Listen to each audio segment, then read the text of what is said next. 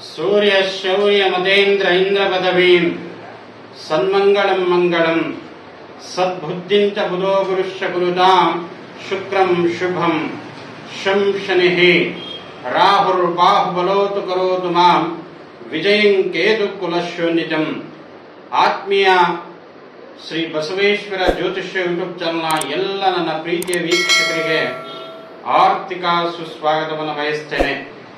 June ತಿಂಗಳ ಧನುಸ್ಸು ರಾಶಿಯ ಮಾಸಿಕ ಭವಿಷ್ಯವನ್ನು ನಾವು ನೋಡ್ತಾ ಇದ್ದೀವಿ.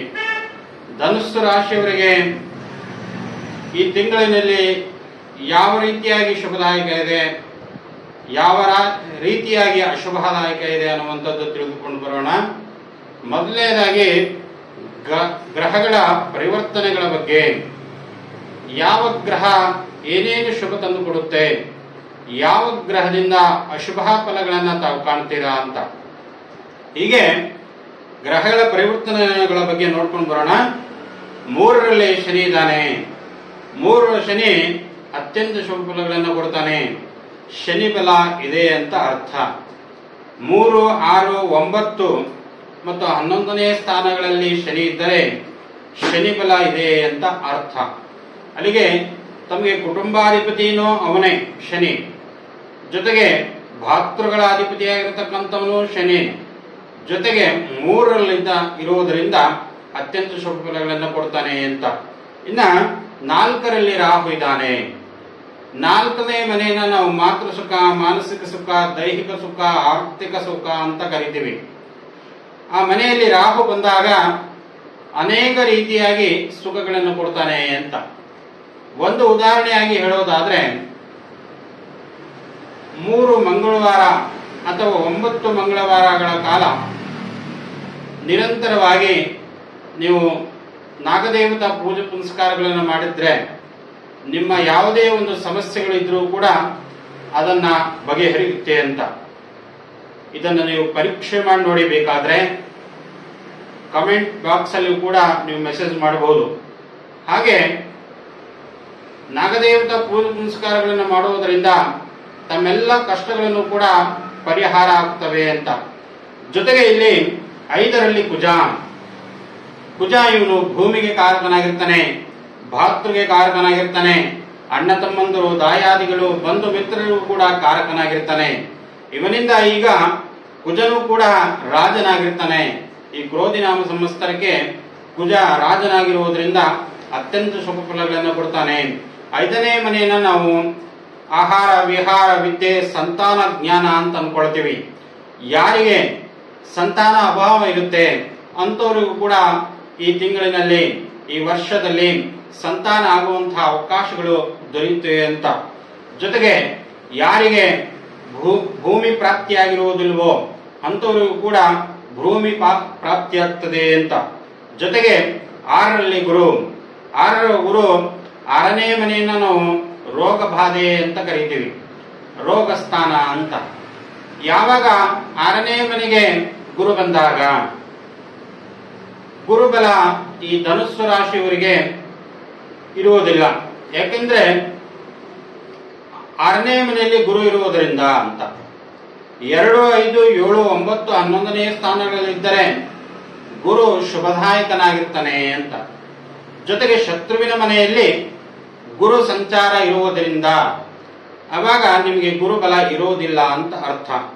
ಜೊತೆಗೆ ಈಗ ಶುಕ್ರ ಅಸ್ತಂಗತನಾಗಿರುವುದರಿಂದ ಸ್ವಲ್ಪ ಆರ್ಥಿಕ ಸಮಸ್ಯೆಗಳನ್ನು ಕೂಡ ಕಾಣಬಹುದಾಗಿದೆ. ಜೊತೆಗೆ 7ನೇ ಕಡೆಗೆ 7ನೇ ಮನೆಯಲ್ಲಿ ರವಿ, ಬುಧ, ಶುಕ್ರ ಅಂತ. ರವಿ ಆತ್ಮಕ್ಕೆ ಕಾರಕನಾಗಿರ್ತಾನೆ, ವರ್ಚಸ್ಸಿಗೆ ಕಾರಕನಾಗಿರ್ತಾನೆ, ಆತ್ಮ ಗೌರವಕ್ಕೂ ಕೂಡ ಕಾರಕನಾಗಿರ್ತಾನೆ ಅಂತ. ಜೊತೆಗೆ ಬುಧ ಅಂತ. ಬುಧ ಏನ್ ಮಾಡ್ತಾನೆ, ಏನೇನು ಫಲಗಳನ್ನು ಕೊಡ್ತಾನೆ ಅಂತಂದ್ರೆ, ಬುಧ ವ್ಯಾಪಾರ ವೃದ್ಧಿಯನ್ನು ಉಂಟು ಮಾಡ್ತಾನೆ, ವ್ಯವಹಾರ ವೃದ್ಧಿಯನ್ನ ಉಂಟು ಮಾಡ್ತಾನೆ.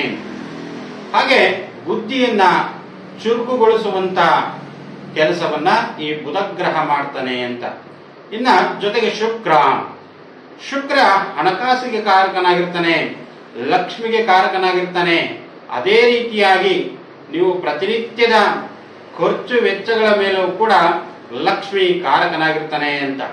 ಜೊತೆಗೆ ನೀವೇನೇ ಒಂದು ಕೆಲಸ ಕಾರ್ಯಗಳನ್ನು ಮಾಡಬೇಕಾದ್ರೂ ಲಕ್ಷ್ಮಿ ಅನುಗ್ರಹ ಬಹಳ ಪ್ರಾಮುಖ್ಯತೆ ಆಗಿರತಕ್ಕಂಥದ್ದು. ಜೊತೆಗೆ ನೀವು ಲಕ್ಷ್ಮಿ ಪ್ರಾಪ್ತಿಯಾಗಬೇಕು ಅಂತಂದ್ರೆ ಲಕ್ಷ್ಮೀ ವಸತಿ ಜಿಗ್ವಾಗ್ರೆ ಜಿಗ್ವಾಗ್ರೆ ಬಂಧನ ಪ್ರಿಯಂ ಅಂತ.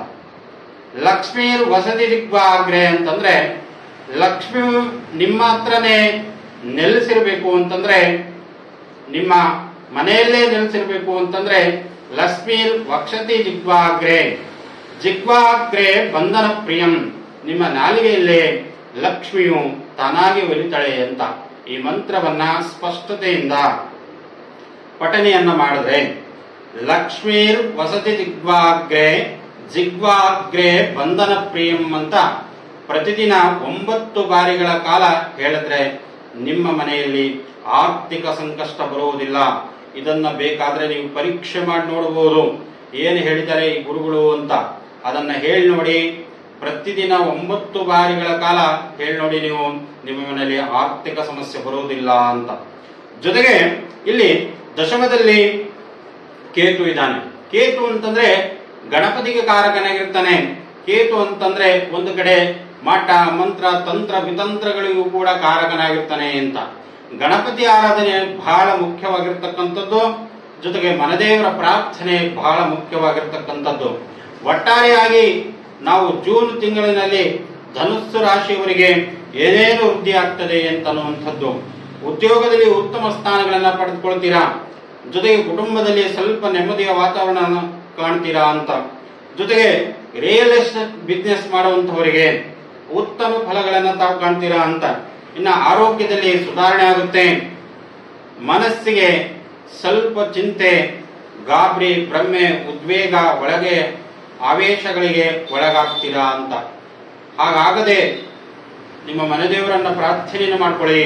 ನಿಮ್ಮ ಮನೆದೇವರನ್ನ ಪ್ರಾರ್ಥನೆಯನ್ನು ಮಾಡಿಕೊಂಡ್ರೆ ಬಹಳ ಅನುಕೂಲವಾಗ್ತದೆ ಅಂತ. ಎಲ್ರಿಗೂ ನನ್ನ ನಮಸ್ಕಾರಗಳು. ಶ್ರೀ ಬಸವೇಶ್ವರ ಜ್ಯೋತಿಷ್ಯ ಯೂಟ್ಯೂಬ್ ಚಾನಲ್ನ ತಾವು ಸಬ್ಸ್ಕ್ರೈಬ್ ಮಾಡೋದನ್ನ ಮರಿಬೇಡಿ ಅಂತ ಹೇಳ್ತಾ ಇದ್ದೀನಿ.